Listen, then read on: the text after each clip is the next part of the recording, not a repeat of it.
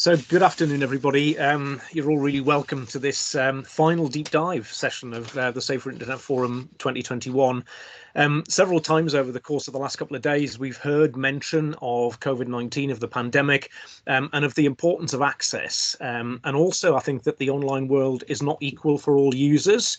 And colleagues at the European Commission have talked about a framework of digital principles in their 2030 Digital Compass document, such as access to high quality connectivity, to sufficient digital skills, to public services, to fair and non-discriminatory online services. And I think this is something that was echoed really clearly in the consultation report that we've been discussing. Some of you will know that this was launched on Tuesday night, and I would urge you to read the report if you haven't had a chance, even if you just read the executive summary. I mean, the whole thing is well worth a look, but the executive summary gives you a real flavour of what children and young people and also teachers and educators think. I think children and young people spoke about the challenges of remote learning. They talked about, the whole family having to share one device. They talked about just not having any connectivity. In some cases, young people were talking about having to buy mobile credit to be able to access online classes when schools were closed. So look, this final deep dive is going to look in more detail at all of this, at digital inclusion and how we ensure positive online experiences for all children, and how we enable active youth participation. It was interesting, in one of the sessions earlier this morning, we were talking about how sometimes in the effort to protect children and young people, we can actually stifle their ability to participate. And I think the other thing that came out of the gaming deep dive, if any of you were at that, is that actually, quite often there was a bit of a disconnect between what children thought.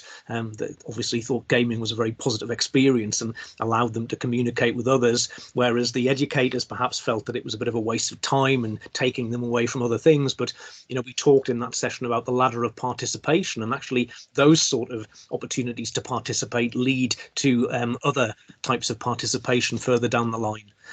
So look, we're going to hear from three excellent speakers who are going to talk about the challenges and also critically propose some solutions, I hope, as well as highlighting some of the really good work that's already being done to address the issues. As always, for you as attendees, nearly 100 people again, which is amazing. Please use the chat facility, put your hand up. We'll be really pleased to bring you into the conversation. So first, we're going to hear from Professor Sara Ayon from the University of Girona in Spain, and her research focuses on the economics of poverty and inequality, amongst many other things, I should say. She's part of the DigiGen consortium, which is a European research project funded by the EC Horizon 2020 programme. And they're developing significant knowledge about how children and young people, a group growing up today, often referred to as the digital generation, how they use and how they're affected by the technological transformations of their everyday lives. Then we'll hear from Catherine Garcia von Hoogstraten from Microsoft, and she's the Director of Responsible Tech and European Government Affairs there. And Catherine has a wide range of digital policy experience and has been, a content moderation policy manager in the tech industry, as well as working for the European Commission. So very, experienced to be able to talk about this. And she'll share some of the work that Microsoft are doing to connect communities across the world. And then finally, we're going to hear from Georgi Apostolov. He's one of our colleagues from the Bulgarian Safer Internet Centre. And Georgi's been the coordinator of the Bulgarian SIC since 2008. And under his leadership, they've made a hugely positive impact on the lives of many children and young people across Bulgaria, but beyond as well. He's a really well-respected member of the InSafe network, and we're lucky to benefit from his wisdom and expertise in this area. So, as I say, lots to discuss. There will definitely be time for discussion after each speaker, but also, I hope, at the end. But without any further ado, let me pass to Sara, who's our first speaker. So, Sara, thanks for joining us, and the floor is yours. Thank you. Let me just share my presentation. Yep, I hope you can see my presentation now. Well, first of all, let me just thank the organization to invite me to present our work. So the work I will be presenting is some of the results we are producing in the DigiGen project. As Carl said, this is a project funded by the European Commission. and where we actually study the consequences of the use of new technologies or other related issues. So what I'm going to present today is about digital deprivation, but also about lack of confidence and lack of interest of children when using digital devices. So, okay, yeah. So I think we will agree, and probably you have been discussing about this in the last 2 days, that the COVID-19 has completely changed the need for internet connectivity and technological devices. So when when schools move teaching online, having a connected computer and having an internet connection, for many children it meant the difference between being able to keep with their educational development or falling behind. Now, also, it's not only important that children have access, but we need that children are actually confident about the use of the new technological devices, and also that they are interested in the actual use of them. So access and digital skills is some of the things that we are studying in the DigiGen project. Now, yeah. Okay, so just very briefly about a little bit about the literature. So, for many years we talk about the first level of the digital divide, and the first level of digital divide mainly discusses about access difficulties, access inequality, and for some years it felt like this issue was largely resolved. And then somehow the literature moved to actual study of the digital use and the digital competencies, or what we are knowing as digital skills, also referred to the second level of the digital divide. But I think, and I will show you now, that the first level is also very important, and I think that the assumption that everybody had access to a computer or to devices is wrong, and I will, or at least is inaccurate, and I will tell you a little bit more about this. So a little bit of preview about the results. So we find in the DigiGen project that about 5% of the children in Europe are digitally deprived. That means that they don't have access to a computer or they don't have access to an internet connection. Also, we find, using data from the PISA database, we find that about 6% of 15 years old, they are digitally disengaged. They are not interested in the use of new technologies. And also we find that about 8% of European kids, they don't have confidence in the use of these technologies. So understanding who are these children, who are the digitally deprived, who are the digitally disengaged or not confident about the use of technologies, it's very important if we are to design policies that actually can tackle these problems. So I will first discuss a little bit about digital deprivation and what's our definition of digital deprivation. So to get these results, we use data from the European Union statistics on income and living conditions, so the well-known EU SIF, and we take the last wave of data, and that's 2019. And probably things have moved a little bit since 2020, but the data is not yet available. So we did what we could with the data we have, basically. And the EU still has multiple advantages, and one of them is that it allows us to compare data across Europe. So we have data for 32 countries.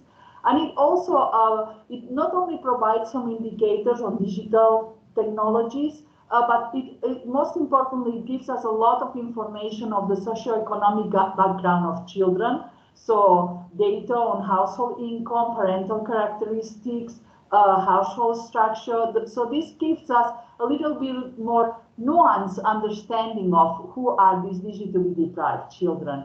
And the data set has been existing for a long time now, so it allows us to know about changes over time.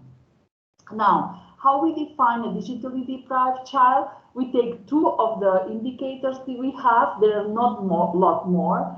And one of them is like asking families whether do they have a computer.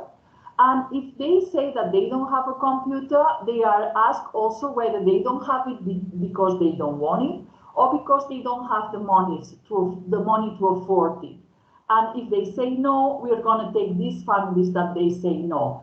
We don't take all families that they say no. Maybe because of their lifestyle, they don't want to have a computer, so we don't enter into this. But we really take a look at those families that they tell us that they don't have the money to afford a computer. And then we take a second question, which is whether they can afford internet connection in the household. And again, if the answer is no, they get asked whether they cannot afford it or they just don't want it. And we are going to take those that they tell us that they cannot afford it. So we are going to define a digitally deprived child as that child that lives in a household that they cannot afford a computer and or an internet connection. And these are the results. So average in Europe is like we find 5.3% of children being digitally deprived, but differences are very large across Europe. So you're going to have here sort of a north-south divide. So in the north of Europe and continental Europe, the percentages of children affected by the problem are very low. So for some countries, it's really less than 2%. But then, you know, Southern Europe and especially Eastern Europe, the problem is very prevalent. So you're going to have in Romania 23% of children that live in a household that they cannot afford a computer or an internet connection. And in Bulgaria, it's 20.8%. So this means that, you know, when school moves online, 1 out of 5 children, they are not going to have access to any education because simply they don't have the devices to actually follow the classes. Now, of the two indicators we use, the computer or the internet connection, it is the computer that really drives the results. So it's the inability not to afford a computer that really matters. Internet connection is cheaper, so more families say that they can afford it, but they actually say that they cannot afford a computer. So we're going to have percentages in Romania of families that they say that they cannot afford a computer, about 70%, and 16%, for example, in Bulgaria. Now, because we want to see about the future, maybe it's also worth to look at the past.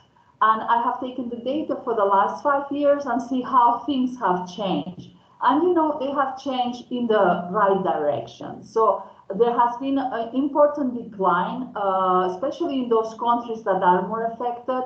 So an important decline in the last 5 years. So the assumption would be that the situation should get better in the future, especially if we do something about it. But it has really improved in those countries where the percentages were very high from the very beginning, like, for example, Romania or Bulgaria. In those countries that the percentages were very low already in 2015, things haven't changed much up to 2019. But in those countries that the problem was more serious, things are getting better. And I like to think that things might get better in the next years. Now, we also want to look about what are the characteristics in these households that define that the child is digitally deprived. So we have taken a certain number of characteristics of the household, like, for example, lone parenthood, living in poverty, living in severe material deprivation. So these are deprivations on other aspects of life, like, for example, not being able to afford to eat meat or fish every second day, or, for example, not being able to afford holidays, or, you know, a certain number of items. Then immigrant origin, low educated parents, or a large family with 3 or more children. And what we found is that severe material deprivation, so being deprived in other aspects, is the characteristic in the household that is most closely related with digital deprivation. It's also being, of course, in a poor household and living with low educated parents are 2 of the other characteristics that are closely linked with digital deprivation. And still related with digital deprivation, but not so strongly as we may think, it's lone parenthood, immigrant origin, or being in a large family. So really, if we want to tackle the problem, the problem we have to tackle is the severe material deprivation and poverty, and far less large families or lone parent households, okay? Now, if we look at different country clusters, these characteristics are different in different places. Like immigrant origin may be positively related with digital deprivation in some contexts and negatively related in other contexts. But still, there is this pattern by which material deprivation, poverty, and low educated parents, these are the three characteristics that are mostly linked with digital deprivation all over Europe. Now, what about digital? Suppose that all children now have access. Let's assume that all children have access. What do they do with this access? Are they comfortable with it? Are they comfortable with the use of the new technologies? Are they interested? We could discuss whether children need to be interested in new technologies or not. But maybe once, children are required to use these technologies, it probably helps them to feel interested and to feel confident about the use of these technologies. So we wanted to look about how confident and how interested children are in Europe. So we have taken data from the PISA database. Probably many of you have heard about it. And we have taken a certain number of questions, like that in a way they help us to proxy this interest towards ICT. So we have taken the answers to questions such as, I forget about time when I'm using digital devices, or the internet is a great resource for obtaining information, and I really feel bad if no internet connection is possible, or I like using digital devices. So we take the answers to these questions because children tell us whether they strongly agree or they strongly disagree with this kind of statements. And we define a child that is digitally disengaged if it has a very low score, okay? So in this case, the threshold is like 12 points. And the same for confidence. We take questions such as, I feel comfortable using digital devices, or if my friends and relatives want to buy new digital devices or applications, I can give them advice, or I feel comfortable using my digital devices at home. And again, children can tell us whether they strongly agree or they strongly disagree. And in this case, we have taken a cutoff of 10 points. So it means that children are mostly answering that they disagree or they strongly disagree with these sentences. And then we decided that this is a kid that lacks the confidence in the use of ICT. So when we look at the percentages overall Europe, here it's quite heterogeneous, but again, we find a certain west-east divide, by which, countries in the Eastern Europe are more affected by the problem of digital disengagement of children. So we're going to have low percentages, for example, in Belgium, 3.5%, or 4.8% in France. Only these few children are disengaged. But then when we move to the east of Europe, we're going to have really high percentages. So for example, 70.3% of children in Bulgaria, they are not interested in new technologies. In Albania, it's 15%, or in Serbia, it's 13%. Okay? And what about over time?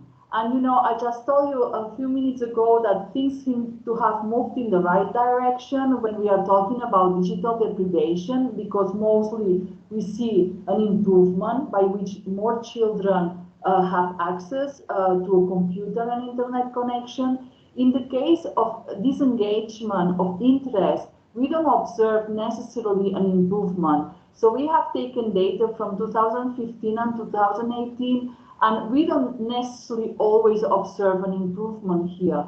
Even when, new technologies are more spread and are more used by the children. So, this is really some problem that we need to tackle. So we can find some countries where the situation had improved in this just 3 years, but we can find many countries where the situation has not improved, okay? So, for example, Countries with already low percentages in 2015, generally they maintain them. But for example, in Austria, Belgium, the percentages have dropped. But for example, Bulgaria, the percentage has increased a lot. So there's really an heterogeneity, and we need to look, case by case. Now, when we look at confidence, again, we find a little bit this West-East divide, by which the higher percentage are found in the Eastern European countries. Note, for example, Latvia, 14% of children, they are telling us they are not confident, or in Finland, it's even up to 11%. The highest probably is in Bulgaria, again, 16%. So these are really children that they are telling us that they are not so comfortable in the use of these technologies. And again, when we look about changes over time, we don't find an improvement. For many countries, we find that actually the percentage of children that are unconfident has increased, and by a lot.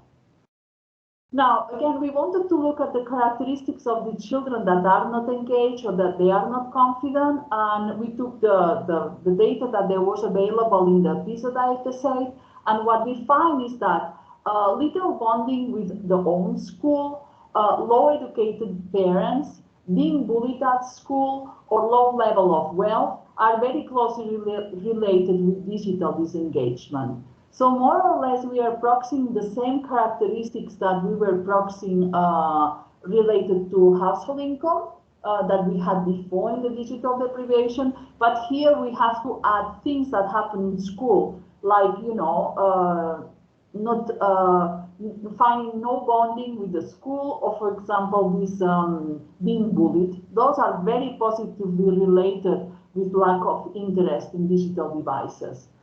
Instead, we do not find that statistically significant difference regarding immigrant origin or low level of home possessions. Now, the same characteristics repeat when we study digital confidence. Again, we find that great repetition also, being bullied, no sense of belonging to school, these are all positively related with lack of confidence in the use of digital devices.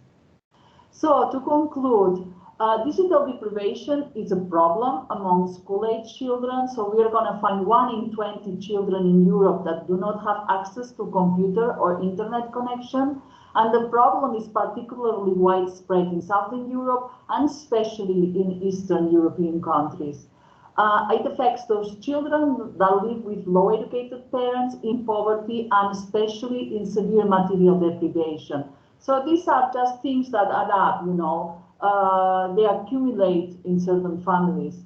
Of course, the heterogeneity of characteristics that describe a deprived child is large across Europe. And then, following our definition of digital interest and digital confidence, we find that 6% of children are digitally disengaged, 8% are unconfident. And the prevalence, again, of the phenomena is especially strong in the Eastern European countries.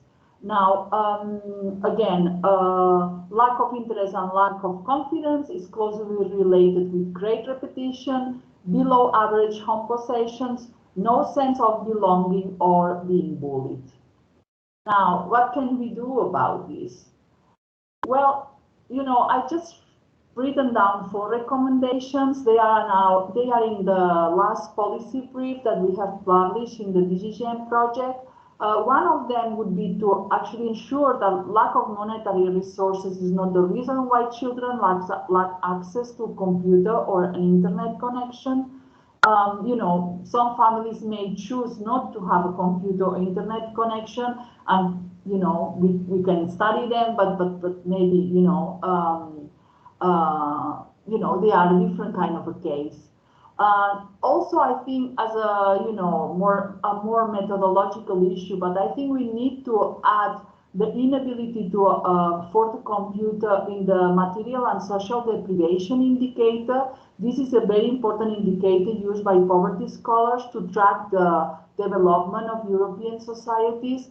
For the moment, they have included the affordability of internet connection, but our work shows that it is the inability to afford the computer, the one that really drives the results. So we prompt for the inclusion of this indicator in the definition.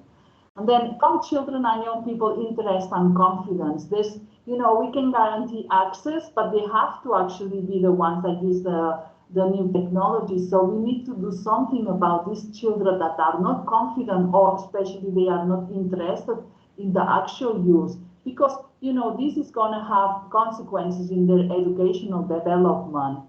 And then we need to ensure that students are equally prepared for the digital age, no matter where they live.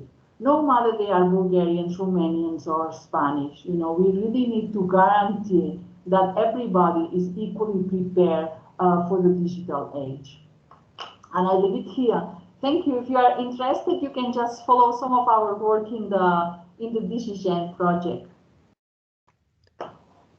Thank you so much, Sarah. That's such a fascinating set of data, and I think, you know, for me, I think sometimes when we hear percentages, you said, you know, 5% are digitally deprived, but we heard Commissioner Breton in his opening sort of speech remarks yesterday talking about the fact that there's 90 million children and young people across Europe. So, you know, if my maths is correct, we're looking at 4.5 million children. And I think, you know, that's a bit of a wake-up call to everybody. And then particularly when you went on to talk about, you know, 6% who were digitally disengaged and so on. We've had a few questions in the chat already. If I can perhaps just pick a couple out. One is a very specific question from Dimitris, who is one of our youth panelists, and it's about the research, actually, Sarah. He says he noticed that Cyprus wasn't included in the list of countries, and he said it's a big problem for us in Cyprus that, you know, we tend to be excluded from things and it makes it harder not being aware of the problems. I don't know whether you're able to comment on how that selection was done or... Oh, okay. So we didn't select any country. So if Cyprus is not included, it's probably because the data is not available for this country. But I will take a look at it. Yeah, probably the data doesn't exist for the country, but I will look at it. Yes. Great, thanks, Sarah. We did not select any country out of our research. This, you know, from start was not an issue. We really wanted to include every country. So if it's not there, it's probably because data doesn't exist for the country. Yeah, thank you. Which I guess plays to his comment in the first place that, you know, quite often the data isn't there, perhaps. Yeah. We've also got a comment, and I think it's possibly just a point for clarification from Barbara, who's one of our colleagues from the Austrian Safer Internet Centre. She says, so are we saying that digitally deprived children can be found in both rich and poor households? Yeah.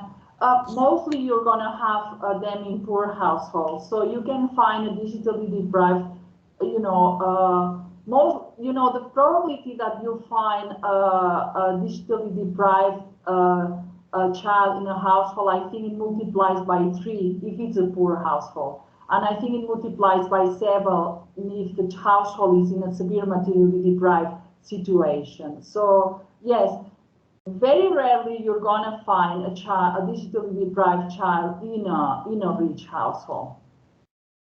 Mostly you're going to find them in poor household with low educated parents with other problems of material deprivation. Yeah. Yeah.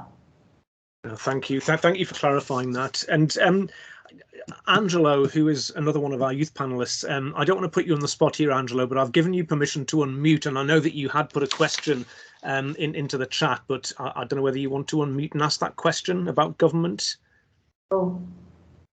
Oh, hello, yes. So I have another. So the question is, why can't government or the ministry in that section jump in and help these people and also invest for a better connection throughout the country? So I am saying this because governments today, they have a lot of money and we know that they invest in projects, but not what matters to people most, especially in this time, in the pandemic, where we know that a lot of people have used platforms and technology, and because of these interactions, the connection was pretty bad, and because the government didn't invest in these. Thank you. You know, there must be a political will to solve the problem, you know, and, you know, often these problems are solved very much at the local level.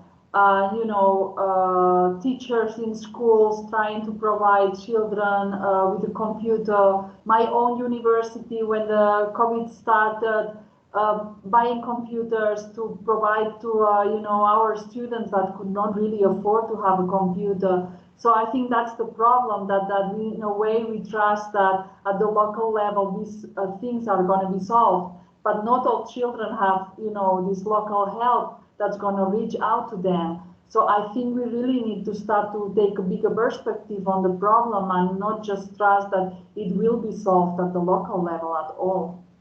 So there need to be, first there need to be aware that there is this problem, and I think that's one of the things that we are doing today, which is great. And the next thing, we need to find the political will to actually solve the problem, because I don't think we are talking about such a huge amounts of money that this problem could not be solved. Thank you, Sarah, and thank you, Angelo, for your question as well. I noticed that June, our colleague from the European Commission, is just making the point that there's a lot of investment planned for improved connectivity and 5G connectivity through some exceptional EU funding, which is under Recovery and Resilience Facility in order to recover from the pandemic. So I guess that's a good example where, you know, the sort of the policymakers are actually looking at this and trying to come up with a plan. So thanks so much for sharing that, June. Sarah, thank you so much. I hope you can stay with us, and we will have some more discussion at the end.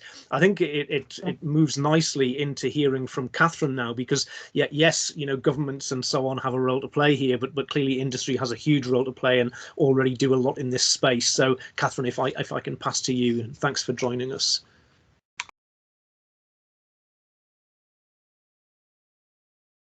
Can you see my slides? We can. Brilliant. Thank you.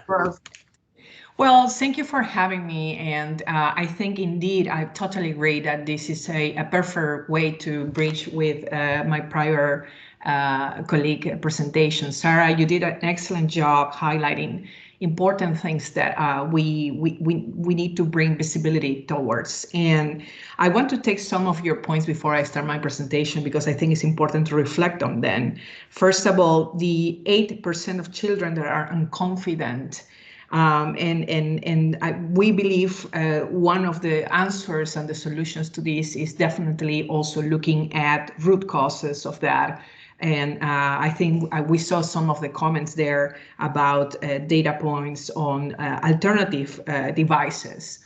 And so alternative devices bring us to this issue of inclusive design, and the inclusive design to provide accessibility. So that will be the center of my presentation, which focuses mostly in something that is not about reinventing the wheel, but is about giving visibility about digital divides for children and youth with disabilities.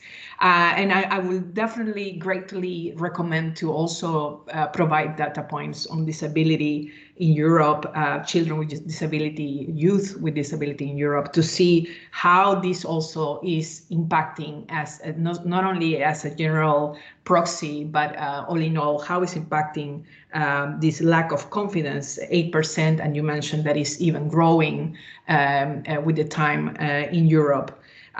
So without more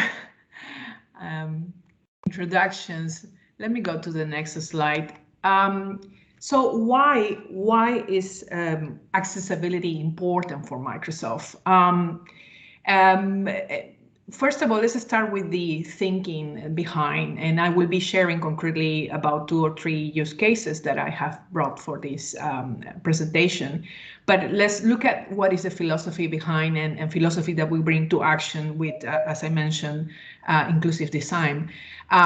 The power of inclusive design goes beyond any product or feature, and inclusive teams that propagate and advance inclusive principles will have always the deepest impact in building products designed for everyone. Moreover, I would like to add here that inclusive design in the digital space is about creating a responsive system. We need to support people in realizing self-determination, whether this is at the community, the classroom, the product interactions that are part of design are really important to realize this inclusivity. In terms of numbers, besides the numbers that has been mentioned already, by the way, as well at the Digital Decade for Youth report, where there is not a specific percentages, but there is a claim that as well how to make sufficiently inclusive and accessible for children and youth with disabilities. There's a concern amongst the interviewees about this. So generally speaking, disabilities affect over 1 billion people worldwide. And there is different types of disabilities: visual, hearing, cognitive, speech, mobility, neural, human, you name it. So going to from the problem, which is I want to focus here. I want to zoom in after having discussed Sarah's insights on why children feel unconfident, and moving to inclusion in action. We have a different range of indeed accessibility tools, alternative devices in this case, if you want to see it as well. And for us, accessibility is a key priority as we design products and services that empower every person and every organization to achieve more. We invite not to think about accessibility as a bolt-on, but rather to include accessibility earlier in the process through inclusive design. So that's how we focus on our design on very early stage in the process. Next to obviously solid engineering processes, testing, and customer validation. And that brings me also to one of my use cases that we will be presenting at the end, which is children participation in this inclusive design as well. So the first use case focus on empower students with dyslexia through Microsoft Learning tools. We have partnered with Made by Dyslexia to have a shared mission to empower every person with dyslexia to reach their potential, and we have partnered to create these tools to help them to make this happen. The other use case is, for instance, the Xbox Adaptive Controller. Here we have taken an inclusive design approach and considerations of gamers who might not be able to reach all the bumpers and triggers or hold on a controller for an extended period of time. For example, Microsoft has designed a controller that provides a way for more fans to enjoy gaming. And this is the core, at the core of Xbox Adaptive Controller that has been shipped in packaging that could be opened by gamers with mobility and dexterity disabilities, which is concretely the use case here. I hope we can play some 1 minute. My name is Rover. My name is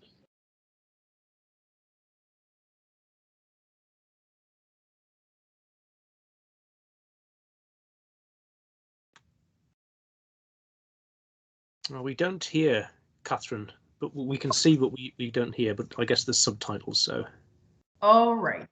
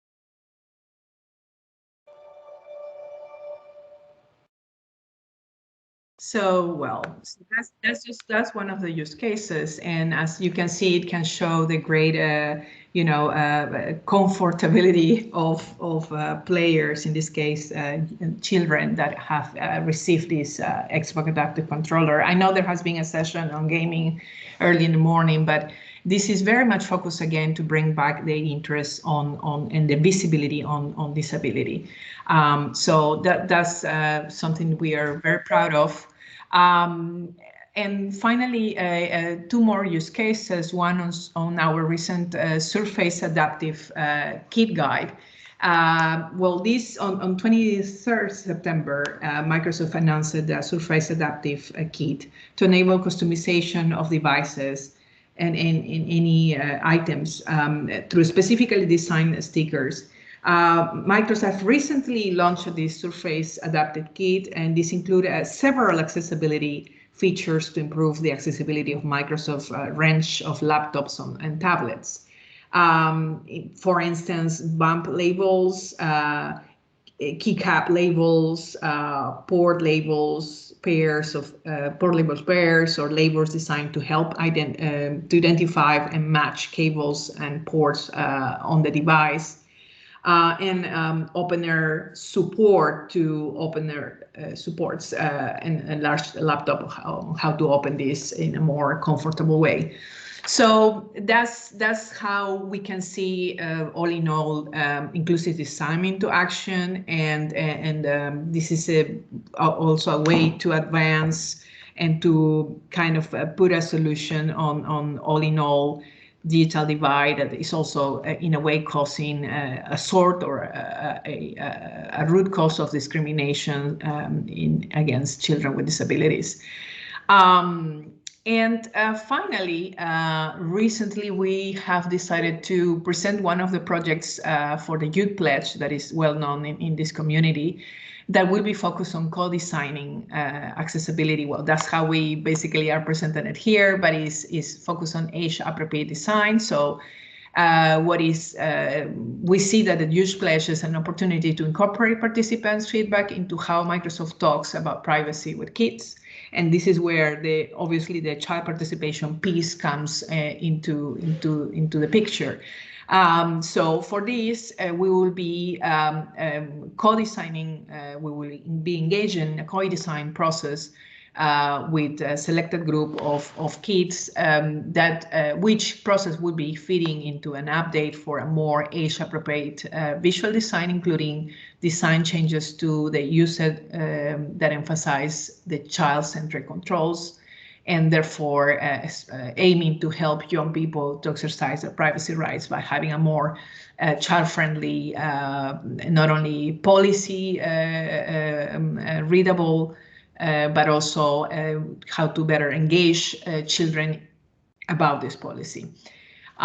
So I think this is absolutely the end, and so thank you for your time.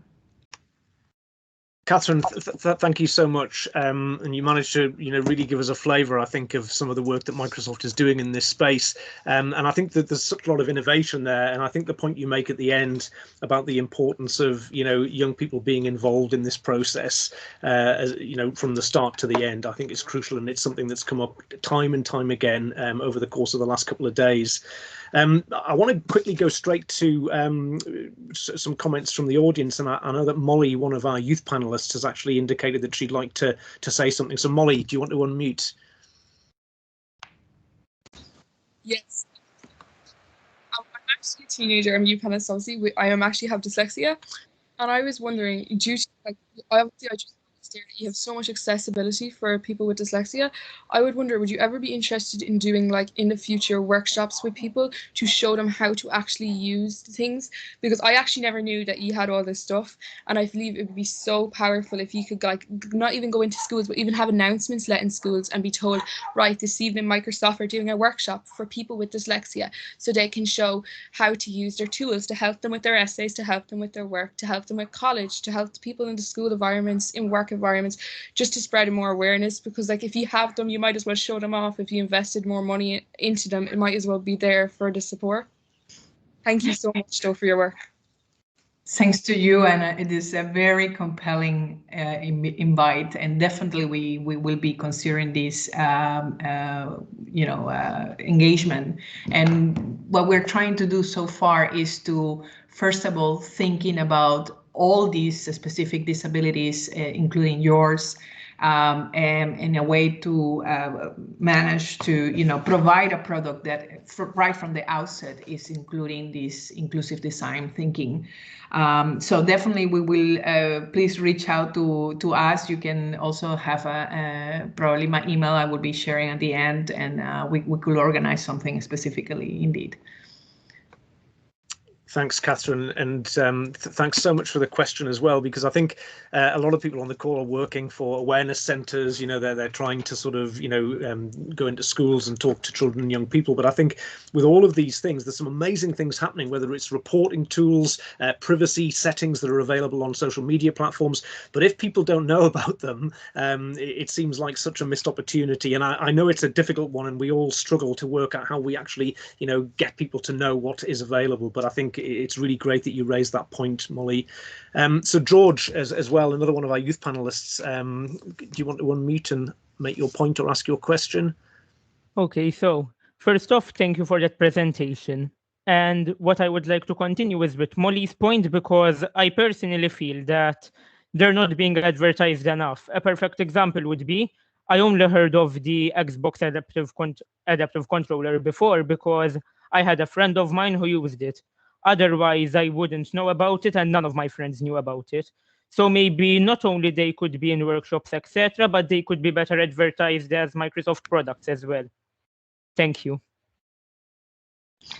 Thank you for that feedback. We will definitely pass it on to our commercial operations colleagues, and definitely advertising. And I would say all in all dissemination, but this is the starting point, right? That's why we're here.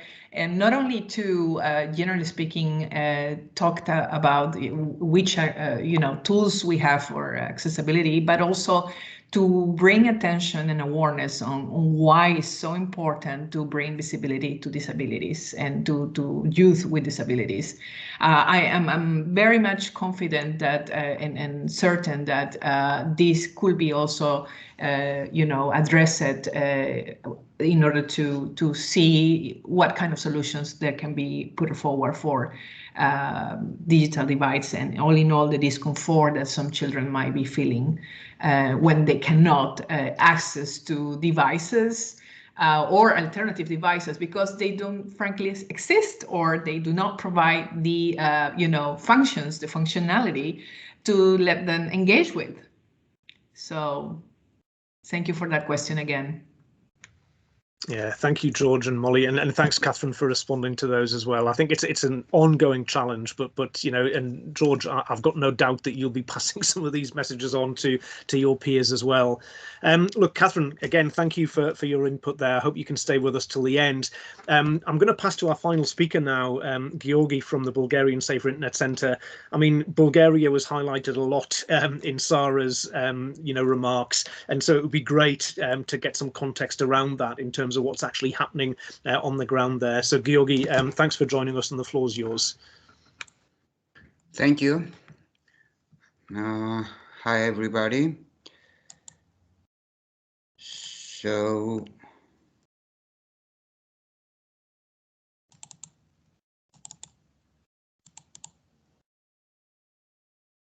can you see my presentation?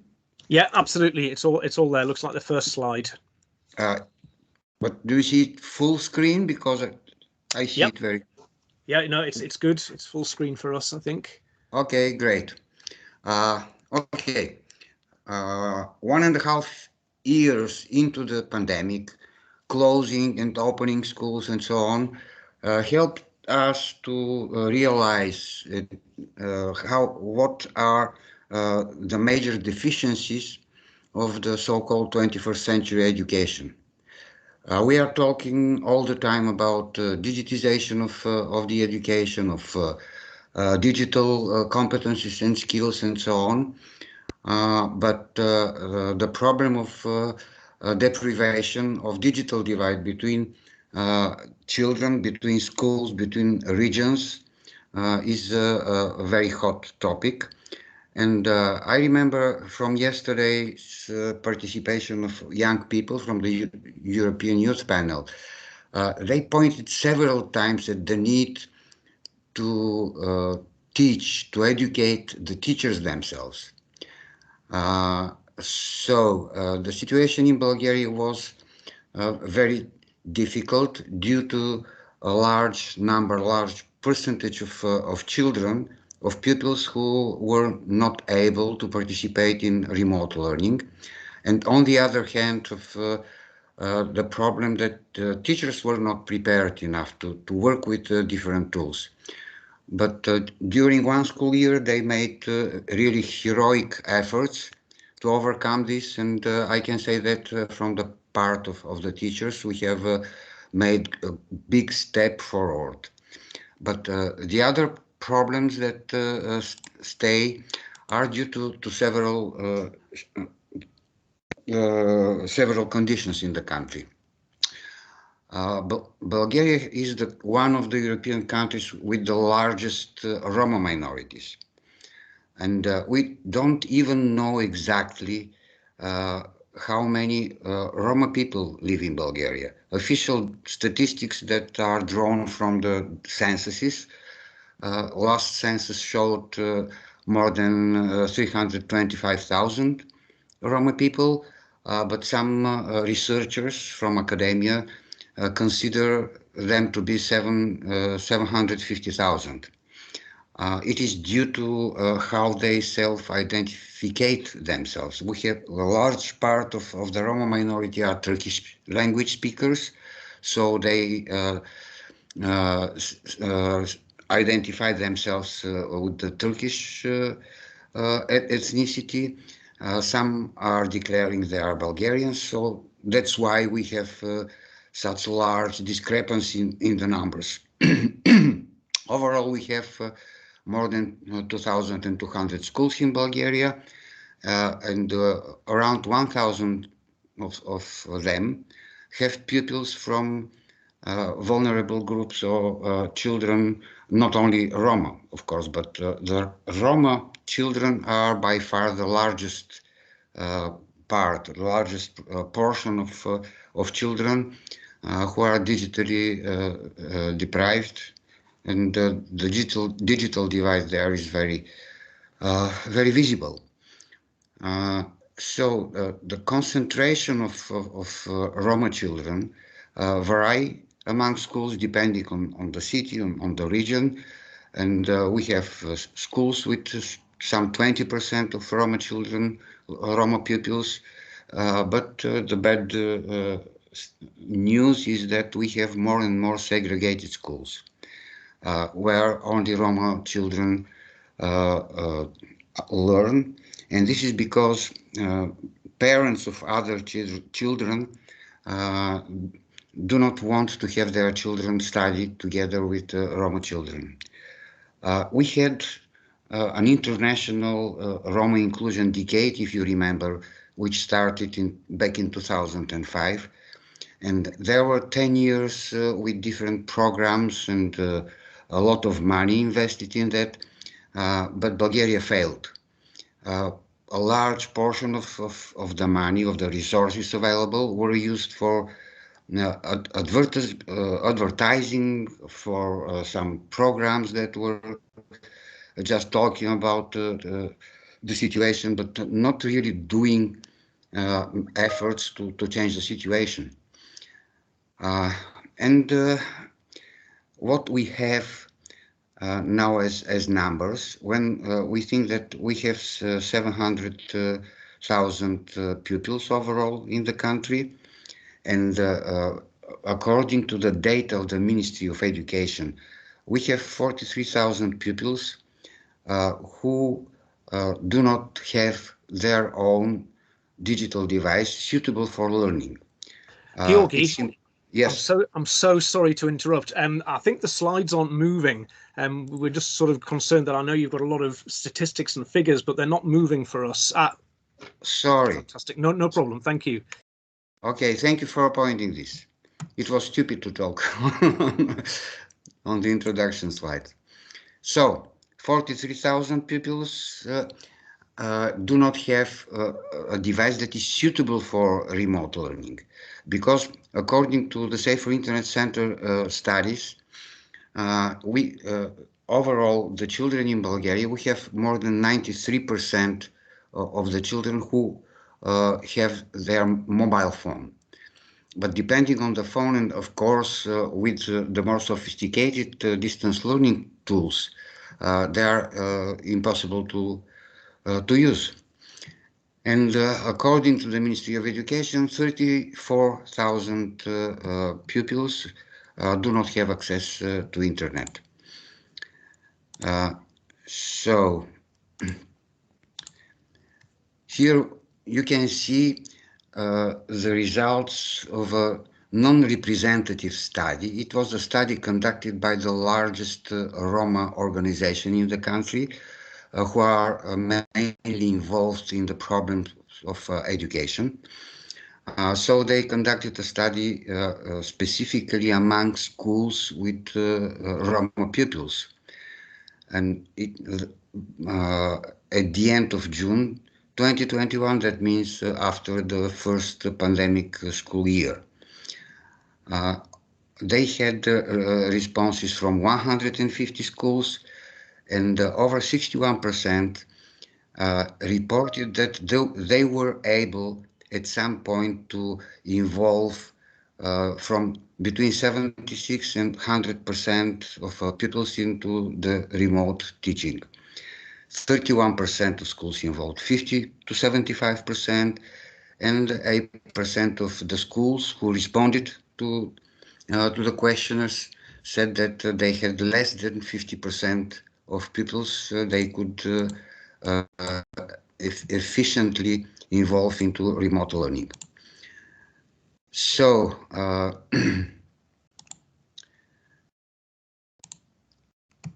the main causes, they were mentioned by Professor Ion, of course, and they were mentioned several times during the day yesterday. The main cause is poverty. And of course, Bulgaria and Romania that were mentioned in the study by Professor Ion are the countries in the European Union with the lowest standards, with a large part of the population who are living around or under the line of poverty. And it affects an unproportionately large part of the Roma population. The second problem, which is closely connected to the problem of poverty, is the ghettoization of that community. Roma people live mainly in their own ghettos, in big cities. Around the country, we have villages that whole villages have turned into ghettos.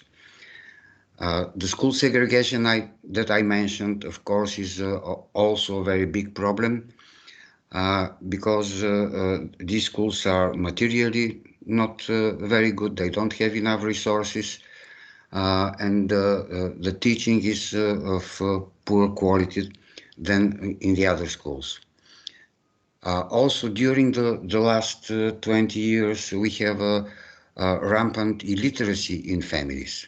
And it was also shown by the previous speaker that the family is a very important factor in ensuring children's effective participation in learning, be it online or offline.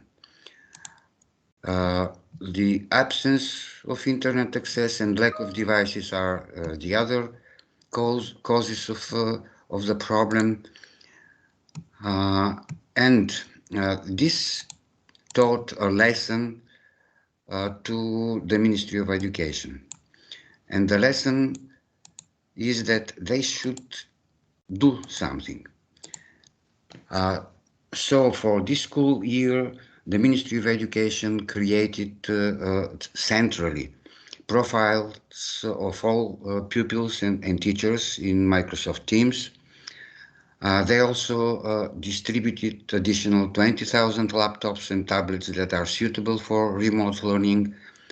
And they also declared that they negotiated a very good price with discounts up to 50%, and are ready to buy mobile internet sticks for the 34,000 pupils that live in families, in households without internet access. But it was all efforts during the last school year from many actors. The Ministry of Education was, I would say, the latest. Their reaction was the latest reaction. First, who reacted to the situation and to the deprivation of children from remote learning were the non-governmental organizations. They initiated many campaigns for donations of devices, of guaranteeing internet access. Of course, they could not cover all the country and all the pupils around the country. But due to the campaigns and the official letters and the press conferences given, some private companies, the private sector reacted, and big telecom and IT companies donated devices or mobile internet access sticks. During the year and while it was going in the background, at the same time, teachers had the task to teach the children. And in the communities, in the Roma minority community, where children did not have access to the remote learning because of lack of device or lack of internet access, a great job was done by two national networks. These are the network of education mediators and the network of health mediators. These networks were created years ago, especially to help the Roma communities with the education and with the health care for children. And they are usually supported by local authorities. So they did a great job, and many of these mediators went to the homes of teachers to take printed, for example, tests or home works sheets, and they went to the homes of the children to distribute the homework, and then again back from the homes of the children to the school to give the tests or the homeworks back to the teachers. Of course, it is not a situation that can last for long. So the ministry realized already that they have to do something, and as I said, they have moved in the right direction, more or less. So how we react and what we can do in this situation. Especially the study case of Bulgaria showed that things to be done, we need joint efforts. Like in Bulgaria, we had the Ministry of Education, we had the State Agency for Child Protection, civil society, industry actors that joined the efforts just to save the school year. But it was kind of emergency reaction, and if we want to change the situation, we should address the root causes, and this is here the responsibility, of course, of national authorities. We have to take strategic and well-planned measures to fight, first, poverty, second, to do something about the ghettoization, to put efforts into intermixing the Roma community with the other population of Bulgaria. We have towns and cities where this has been done, and it proved very effective. When children, Roma children, attend schools with all other children together, their scores and their success is quite more visible. But also we need something to pressure the governments, and some strategic policy and on the European level, which will require from national governments to do something about eradicating poverty, about changing the situation, socioeconomic situation of poor family and vulnerable communities, so that we can see someday the end of this digital divide and educational divide. That's all from me. Thank you. Georgi, thank you very much. I don't know whether you're able to see the comments, but lots of colleagues talking about, the amazing work that we already know the Bulgarian Safer Internet Centre does. And so thank you for sharing that with us. I think one thing that I took from what you were saying is that importance of collaboration. We've been saying all the way through, we can't just do this on our own, and there needs to be those conversations and that dialogue between so many different stakeholders. There was one comment that was made, and it was made from Veronica Donoso. And she says, throughout the Safer Internet Forum, we've heard several times that this is about education. Education is key, especially for parents.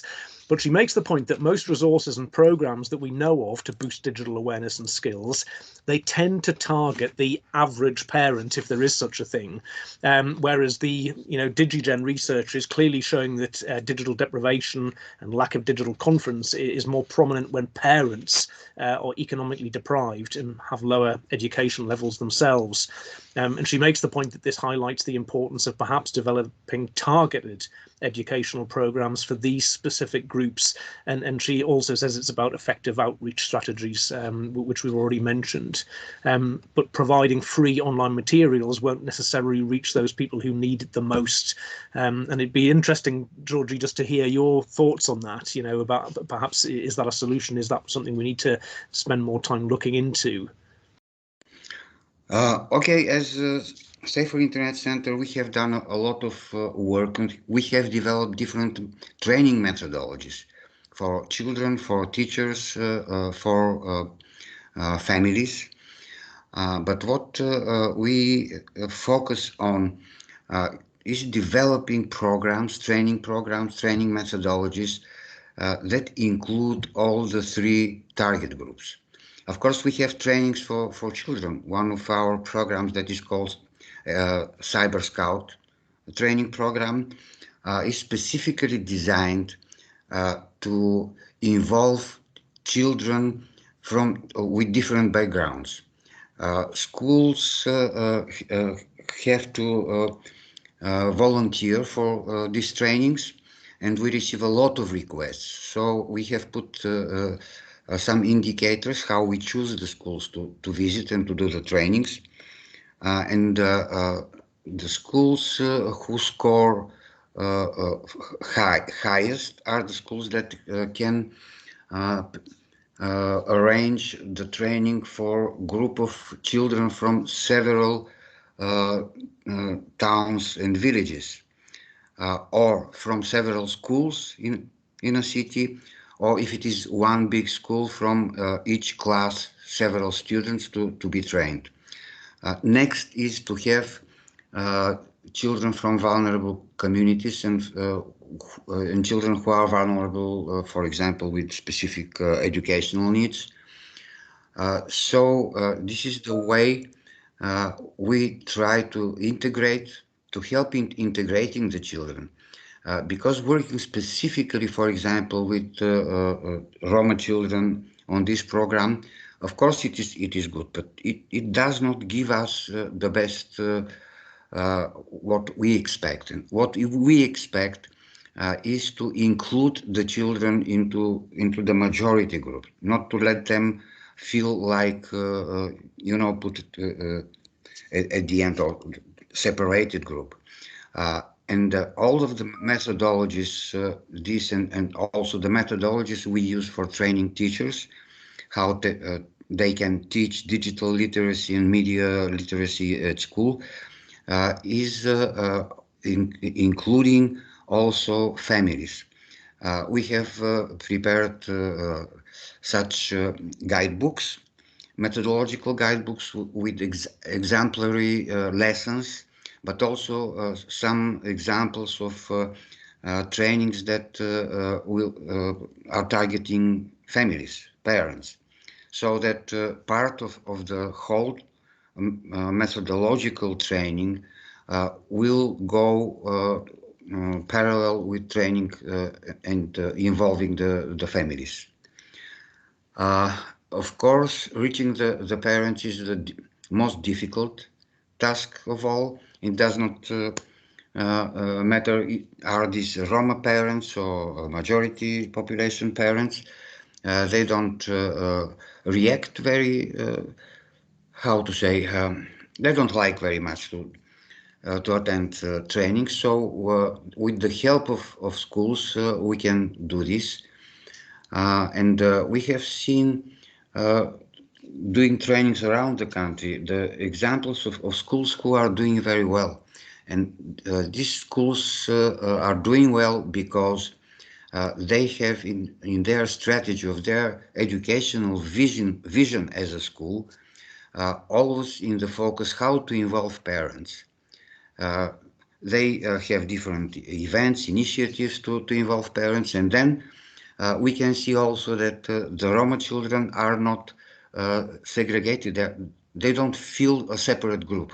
They are all inside the school when the parents are inside the school. Of course, this is a big effort if we want to reach more schools. And we need the help of the Ministry of Education. That's why we have officially registered several qualification courses for teachers with the Ministry of Education, so that we can train teachers how to do this, how to work with our methodologies and involve parents, and also help children integrate into the larger group. And we try also to fight the segregation of schools. Georgi, thank you so much for such a comprehensive answer, and it's great that there's such a lot going on. I think what you said about providing the opportunities for training based on need is really important. But I hope that that's a little bit reassuring to Veronica. I'm sure there's still lots that we can do, but at least there are some programs that are taking that into account in a really practical way. There's probably an opportunity, and perhaps I can ask Catherine and Sarah just to join me back on screen again. I think we've probably got time for one or possibly two more questions if there are any. Colleagues in the audience, please just feel free to raise your hand. I can see that June has put an awful lot of information about the EC strategy around this, and trying to sort of cut the poverty gap between Roma and the general population. And there's a lot of sort of very ambitious targets, but really good to see that they're there. Is there anybody who would like to ask a final question or even make a comment about anything that you've heard this afternoon? We're almost at time. Okay.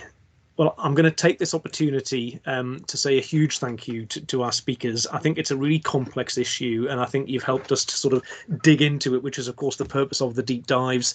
There's always going to be a lot that we need to do, and I think it's important that this was highlighted on the agenda for the Safer Internet Forum. Many of you who come regularly will know that last year the whole focus was around children and young people with disabilities and vulnerabilities from marginalised groups and so on. And I think it's quite reassuring, Sarah, that we're seeing some movement in the right direction, but not in every single aspect. And I think, I go back to something that was said by one of the panelists yesterday in the sort of opening session, that, that the online space is not an equal space for all children. We have to constantly remember that. Georgi, the point that you made about parents, I often think that the parents who engage are the ones who kind of don't really need to engage because they're already doing it. They're probably managing pretty well without our support, and it's about how we reach out more broadly. But look, thank you so much to the three of you. Thank you to all of the panel. We've got 30 minutes now, a little break, get some fresh air, refresh, and then I hope you'll all be able to join us for the final session, which is going to be a really interactive panel discussion where we sort of try and pull everything together. But thank you so much for your interest and participation, and we'll see you at the final session in 30 minutes. Thanks, everybody. Thank you.